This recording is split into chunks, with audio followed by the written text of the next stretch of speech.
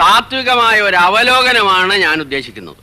ഒന്ന്, വിഘടനവാദികളും പ്രതിക്രിയാവാദികളും പ്രഥമദൃഷ്ട്യാ അകൽച്ചയിലായിരുന്നെങ്കിലും അവർക്കിടയിലുള്ള അന്തർധാര സജീവമായിരുന്നു എന്ന് വേണം കരുതാൻ. ഒന്ന്, ബൂർഷ്വാസികളും തക്കം പാർത്തിരിക്കുകയായിരുന്നു.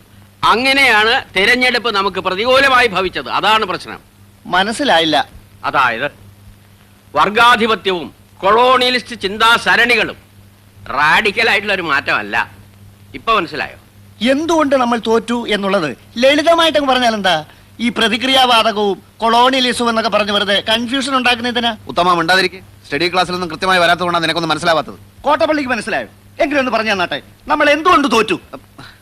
കുമാരപിള്ള സാറ് നമ്മുടെ താത്വിക ആചാര്യനാണ്. തൽക്കാലം അദ്ദേഹം പറയുന്നത് നമ്മൾ കേട്ടാ മതി. എടോ ഉത്തമ, ഉൾപാർട്ടി ജനാധിപത്യം അനുവദിച്ചിട്ടുണ്ട്, ശരിയാ. നമ്മളെല്ലാവരും ഒരുമിച്ചിരുന്ന് ദിനേശ് വേടി വലിക്കുന്നതും അതുകൊണ്ടാണ്. എന്ന് വെച്ച് പാർട്ടിയിലെ ബുദ്ധിജീവികളെ ചോദ്യം ചെയ്യരുത്. മനസ്സിലായോ? ഒരു കാര്യം ഞാൻ പറയട്ടെ. പറയൂ. നമ്മുടെ പാർട്ടിക്ക് അടിത്തറയില്ല. പണ്ടൊക്കെ നമ്മുടെ പാർട്ടി എന്ന് പറഞ്ഞാൽ നാട്ടിൽ ആരെങ്കിലും മരിച്ചാൽ അവിടെ ഓടിയെത്തി വിറക് വെട്ടിക്കൊടുക്കും, കുഴി വെട്ടിക്കൊടുക്കും. ഒരു വീട്ടിൽ ഒരു കല്യാണം വന്നാൽ ആദ്യാവസാനം നമ്മളവിടെ ഉണ്ടാവും. ഡോക്ടറെ വിളിക്കാനും രോഗിയെ ആശുപത്രിയിൽ എത്തിക്കാനും മുൻപന്തിയിൽ കാണും. ഇപ്പോഴതൊന്നും ഇല്ല. അതുകൊണ്ടാണ് ഞാൻ പറഞ്ഞത് RDPക്ക് അടിത്തറയില്ലെന്ന്. നിങ്ങളോട് അവിടെ ഇരിക്കാനാ പറഞ്ഞത്. അച്ചടക്കമില്ലാതെ പെരുമാറിയാൽ അറിയാലോ, ഞങ്ങളത് പഠിപ്പിക്കും. ക്രിയാത്മകമായ ഈ ചർച്ചയിലൂടെ ഉരുത്തിരിഞ്ഞു വന്ന ഒരു കാര്യം ഞാൻ പറയാം. ഒന്ന്, INSP, അതായത് നമ്മുടെ പ്രധാന എതിരാളി. അവരിൽ ചില കൊള്ളാമെന്ന ചെറുപ്പക്കാർ രംഗത്ത് വന്നിട്ടുണ്ട്. ആളുകൾക്ക് അവരോട് വലിയ മതിപ്പാ. ആ മതിപ്പ് പൊളിക്കുകയാണ് നമ്മൾ ചെയ്യേണ്ടത്. വളരെ കറക്റ്റ്.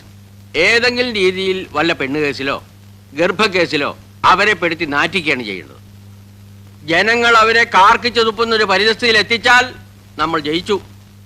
6 മാസത്തിനുള്ളിൽ നമുക്ക് നഷ്ടപ്പെട്ടതെല്ലാം വീണ്ടെടുക്കാം. പരിപ്പോട എവിടെയോ? ഇന്ന് പരിപ്പോട ഉണ്ടാക്കില്ല സാർ. പരിപ്പോട ഉണ്ടാക്കിയില്ലേ? പരിപ്പോടയും ചായയും ബീഡിയുമാണ് ഞങ്ങളുടെ പാർട്ടിയുടെ പ്രധാന ഭക്ഷണം. തനിക്ക് അറിഞ്ഞൂടെ? എടുക്ക പോയി പരിപ്പോട ഉണ്ടാക്കി കൊണ്ടുവരാ.